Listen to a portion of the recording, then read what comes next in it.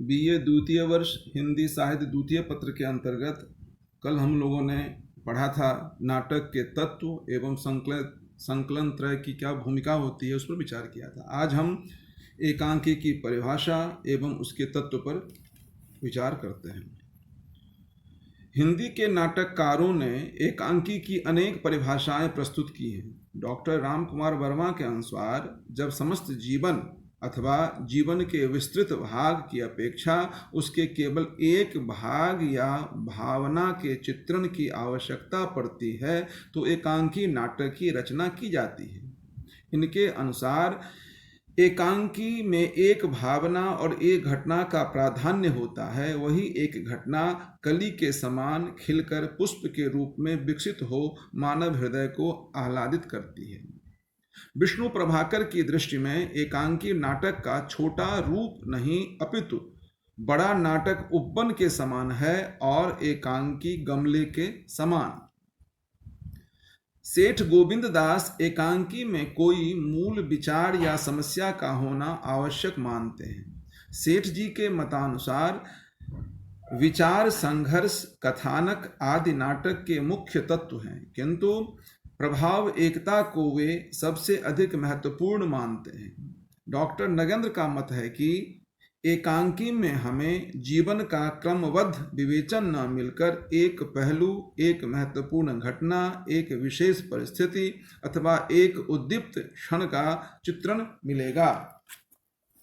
विद्वानों द्वारा वर्णित परिभाषाएं एकांकी के वास्तविक स्वरूप का उद्घाटन करती है। प्रारंभ में विद्वान एकांकी को नाटक का लघु संस्करण मानते थे, किंतु आज उस भ्रम का निराकरण हो चुका है। निश्चय ही यह विधा मानव मन की समस्याओं के समाधान में बहुत बड़ा योगदान दे रही है। साहित्य के इस नाट्य प्रधान रूप के द्वारा मानव जीवन के किसी एक पक्ष, एक चरित्र, एक कार्य, एक परिपार्श्व, एक भाव की ऐसी कलात्मक व्यंजना की जाती है कि ये अविकल भाव से अनेक सहानुभूति और आत्मीयता प्राप्त कर लेते हैं। एकांकी के तत्व। कलात्मक दृष्टि से विचार करने पर एकांकी के हम निम्नलिखित तत्व उसके प्रभावी होने के लिए आवश्यक हैं। पहला है कथावस्तु, दूसरा पात्र एवं चरित्र चित्रण, तीसरा कथोपकथन, चौथा भाषा शैली, पांचवा उद्देश्य, छठा संकलन त्रय, सातवां अभिनेता और आठवां अंतर्द्वंद्व। कथावस्तु यह एकांकी की रचना प्रक्रिया का मूल आधार है। इसी के माध्यम से चरित्रों की सृष्टि और विकास होता है। एकांकीकार इतिहास, राजनीति, धर्म, समाज आदि क्षेत्रों से कथावस्तु चुनकर एकांकी की रचना करता है। इसके साथ यह भी अनिवार्य है कि उस कथावस्तु को वह जीवन के सामयिक संदर्भों से भी संबद्ध करके दर्शकों का ध्यान आकृष्ट करे। एकांकी में कल्पना का प्रयोग भी संक्षेप में किया जाना चाहिए। कथानक का प्रारंभ जिज्ञासा एवं कौतूहल से युक्त होना अनिवार्य है। कथानक में रोचकता और विस्मय आदि गुणों का समावेश भी होना चाहिए। कथावस्तु के 5 भाग होते हैं। पहला प्रारंभ, दूसरा नाटकीयता, तीसरा द्वंद्व, चौथा चरम सीमा और पांचवा परिणति। कथावस्तु का स्वरूप रंगमंचीय सूचना के साथ ही दर्शक के सामने स्पष्ट हो जाता है। उसके बाद कथावस्तु का निर्माण होता है, जिसे एकांकीकार बड़े आकर्षक ढंग से प्रस्तुत करता है। नाटकीयता और अंतर्द्वंद्व कथावस्तु को विशेष लोकप्रियता प्रदान करते हैं। जहाँ नाटकीय संघर्ष अपनी चरम सीमा पर पहुंच जाता है, उसे चरमोत्कर्ष कहते हैं। यहाँ पहुंचकर एकांकी के सभी संघर्ष और द्वंद्व समाप्त हो जाते हैं। कथावस्तु में सहज गतिशीलता का होना भी आवश्यक है। नाटककार की सफलता इसी पर निर्भर है कि वह कथानक को चरम सीमा की अवस्था पर पहुंचाकर समाप्त कर दे। संकलन त्रय के कारण एकांकी के कथानक में एकान्विति एवं संतुलन की प्रतिष्ठा होती है। इन्हीं के फलस्वरूप एकांकीकार दर्शकों पर अपना अपेक्षित प्रभाव छोड़ने में समर्थ होता है। दूसरा है पात्र एवं चरित्र चित्रण। एकांकी के लिए चरित्र चित्रण एक अनिवार्य तत्व है, किंतु पात्रों की अधिकता एकांकी के सौंदर्य को ही नहीं कम कर देते अपितु नष्ट भी कर देते हैं। अतः प्रत्येक पात्र को अपनी आवश्यकता एवं विशेषता सिद्ध होनी चाहिए, तभी उसकी उपयोगिता और सौंदर्य में वृद्धि हो सकेगी। पात्र के अंतर में विद्यमान संघर्ष एकांकी को सौंदर्य प्रदान करता है। पात्रों की मनः स्थिति और उसके रहस्यों का उद्घाटन चरित्र चित्रण में आवश्यक माना जाता है। डॉक्टर राम कुमार वर्मा ने इस संदर्भ में लिखा है कि घटना से अधिक शक्तिशाली पात्र होते हैं।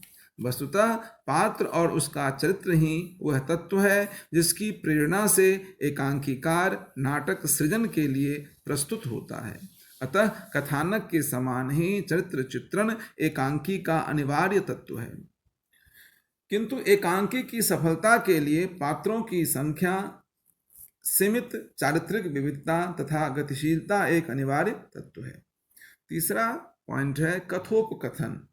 कथोपकथन एकांकी का बहुत ही महत्वपूर्ण तत्व है। एकांकीकार इसी के माध्यम से चरित्रों का विकास और कथा वस्तु का प्रसार करता है।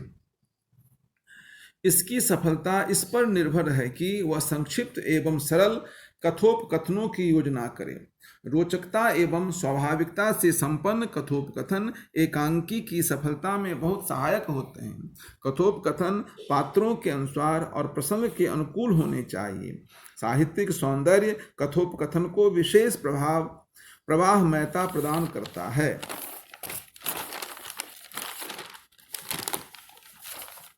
कथोपकथनों के माध्यम से ही पात्रों के अंतः संघर्ष और पारस्परिक संघर्ष की अभिव्यक्ति होती है। प्रत्येक कथोपकथन स्वोद्देश्य एवं साभिप्राय भी होनी चाहिए। एकांकी की मूल संवेदना के प्रकटीकरण का माध्यम भी कथोपकथन ही होते हैं। कथोपकथन के द्वारा भाषा जीवंतता प्राप्त करती है। अब है अगला पॉइंट, भाषा शैली। यद्यपि एकांकी में अभिव्यक्ति के लिए अनेक प्रकारों का सहारा लिया जाता है, तथापि उन सब की तुलना में भाषा का अपना महत्वपूर्ण स्थान।